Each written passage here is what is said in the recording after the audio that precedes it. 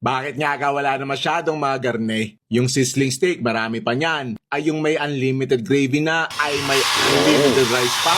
Ay ako'y ibig na ibig no isang araw at buti yon may nakita na. Bistro Marinero, Sizzlers, and more. So lahat ng nasa menu na yan are my husband's personal favorite. Flavors are from herbs and spices. All meats are marinated herbs and spices. Affordable yung price and yet hindi pang putyo-putyo. When it comes sa pagka-tender nito, we're not expecting much sa price point niya. Pero yung gravy, smelling good.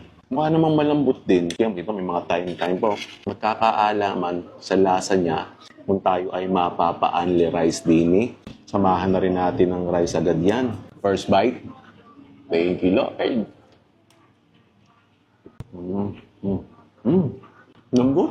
Alam ko sabi ko, hindi ako nag-expect sa pagkalambot niya dahil yung fresh na. Pero ang lambot nito. Tapos yung lasa niya, andun yung margarine flavor pero nakatulong yung time din para ma-elevate yung lasa. Tapos yung gravy niya, manamis na miss.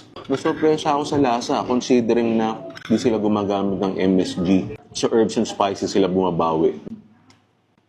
Pag gutom na gutom ka, mapapadalawang extra rice ka. Ay siya tikme kung napapaibig.